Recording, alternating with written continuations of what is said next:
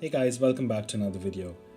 Unfortunately, this is the final video we will be having on the channel with the iPhone 6 Plus.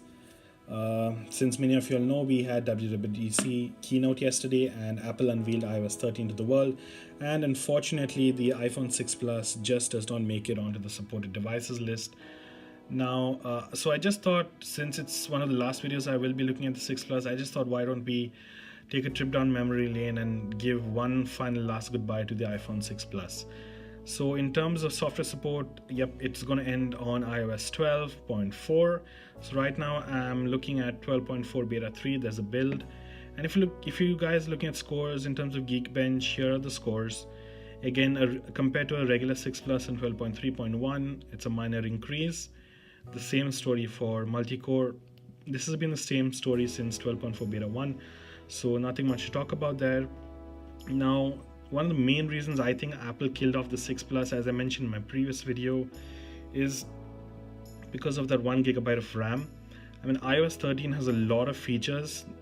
It's one of the biggest releases this year, and I really don't think that 1 GB of RAM could have helped the 6 Plus, in my frank opinion. If Apple would have supported the 6 Plus on iOS 13, that 1 GB of RAM would have really destroyed its performance. I think it would have been the same story all over again, just the way as iOS 9 destroyed the 4S. I really think Apple made a really good decision and to decide to drop support for the 6 Plus, given how old it is. And iOS 12 was mainly again focused on performance and refining the entire operating system.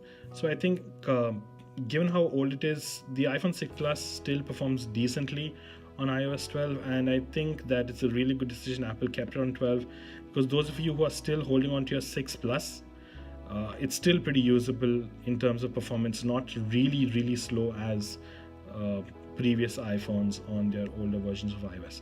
So that is the reason it's not on iOS 13. Now, looking back, the 6 and the 6 Plus came out in 2014. They were Apple's first foray into the larger smartphone market. The 5 and the 5S were all 4-inch displays, and the 6 and the 6 Plus came out with the brand new 4.7-inch, and the 6 Plus with its gorgeous 5.5-inch display. Now, the sales in terms of 6 and 6 Plus were phenomenal. Even till today, the 6 and the 6 Plus hold the top rank in terms of the most sold iPhones for Apple. The sales of the 6 and 6 Plus outdo the combined sales of the iPhone 8 and 10. So that speaks volumes. I mean, the 6 Plus was something really different for Apple. It was a complete change in terms of design, from that boxy iPhone 5 and 5S feel to this nice, beautiful, sleek and thin design of the 6 and the 6 Plus. Also, the weight was really nice and light. I personally still prefer using the 6 Plus rather than using my 6S Plus, because even though it isn't as thick as the 6S Plus, it really feels nice and thin to hold in the hand, whereas the 6S Plus has got that heft to it, and I don't quite prefer it day to day. So I think the 6 Plus was pretty great in terms of design, since it was something really new for Apple. And I think the design itself and that beautiful 1080p 5.5-inch display was one of the main reasons customers decided to upgrade, and these were the best-selling iPhones Apple ever made. In terms of performance, from the A7 to the A8 wasn't a great jump, a very minor performance increase in my opinion. But overall, again, I think the design was one of the best decisions Apple made on the 6 and the 6 Plus. Now, also remember, the 6S Plus, 7 and 8 are all refined designs based on this guy. So yeah, this is the one that started that design trend, and I think it's been a pretty great one, especially when the 6 Plus could do this rotating thing that was really nice back in 2014. I mean, it was really a pleasant experience to watch content on this nice 5.5-inch display.